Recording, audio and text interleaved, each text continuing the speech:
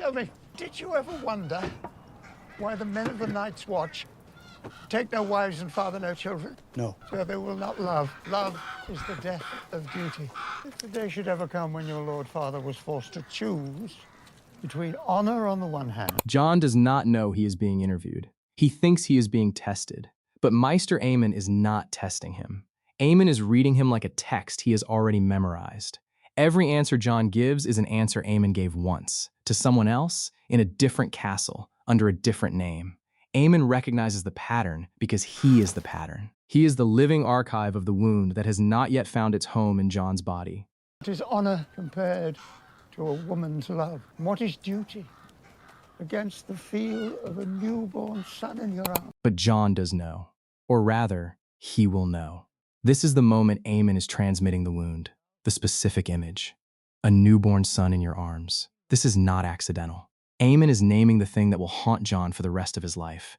Aemon is planting it inside him like a seed. And Jon will carry it forward, pass it to the next version of himself who must choose, and the cycle will continue unbroken. We're all human. We all do our duty when there's no cost to it. Yet, sooner or later, in every man's life, there comes a day when it is not easy. Intergenerational trauma. Psychological injury transmitted through family systems, passed not through DNA, but through narrative, silence, and unspoken example. The child inherits not the trauma itself, but the parent's unconscious strategy for surviving it.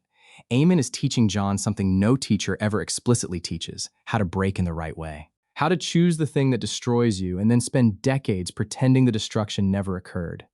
Aemon is not giving him tools for survival. He is teaching him how to become the kind of man who survives by becoming someone else. Jon will learn this lesson so completely that he will not recognize when he is teaching it to the next generation. And this is my day. Is that what you're saying? It hurts, boy. I may be a bastard, but he is my father and Rob is my brother.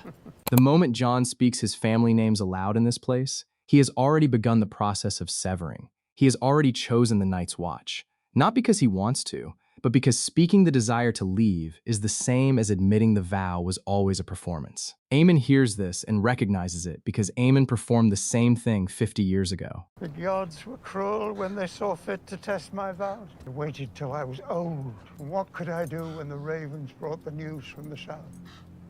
The ruin of my house, the death of my family.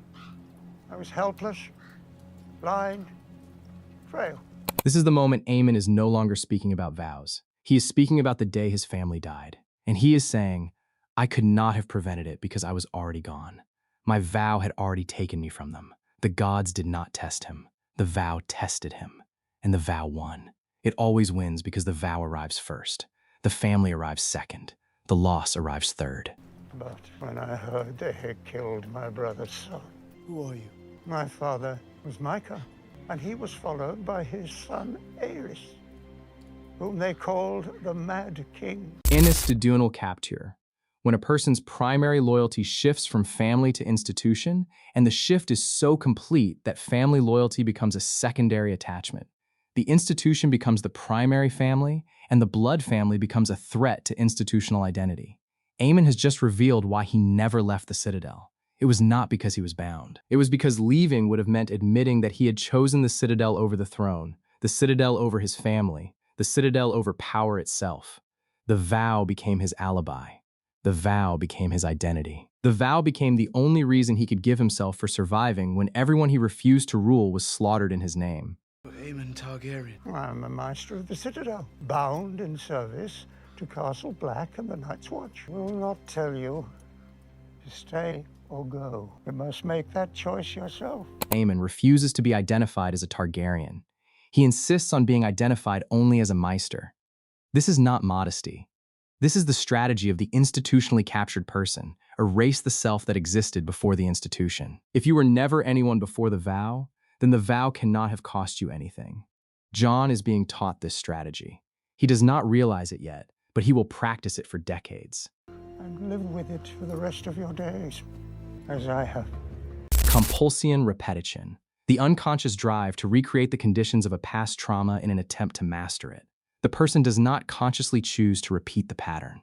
They repeat it because the trauma was never resolved, only endured. Jon will leave the Night's Watch. He will break his vows. He will choose Ygritte, then the Free Folk, then Daenerys. Each time, he will discover that the vow he broke was not the problem. The problem was always inside him. The part of him that learned from Aemon that you survive by becoming someone else. By the time Jon stands before Daenerys in the throne room, he will have become Aemon, a man who refuses to name what he is, who names only what he must do, who lives across a chasm between the person he was and the person, the institution. The most important moment in this conversation is not what either man says. It is what both men understand without speaking. The wound is already inside Jon.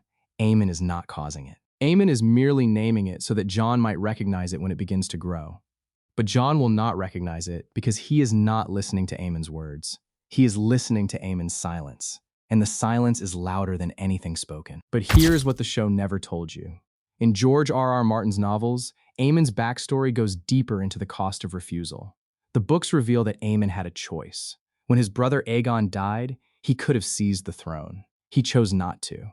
He chose the Citadel instead. The show frames this as duty. The books frame this as escape. Aemon did not become a Maester because the vow was sacred. He became a Maester because he was a coward disguised as a scholar. The novels make explicit what the show only implies, that Jon will repeat this pattern not because he is honorable, but because Aemon has already scripted it. Jon will make the same choice for the same reasons, and like Aemon, he will spend 50 years insisting it was the only choice possible.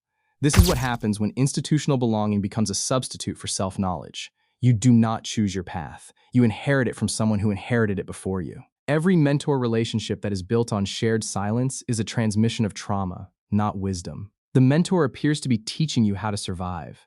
They are actually teaching you how to become someone capable of inflicting the same silence on the next person who asks for guidance. Jon will eventually sit where Aemon sits, speaking to someone who cannot yet hear. If Aemon had simply told Jon to stay or go, would Jon's life have changed? Or was his fate already written the moment he walked into that chamber and recognized himself in Aemon's eyes? Drop your thoughts in the comments below. I'll see you in the next.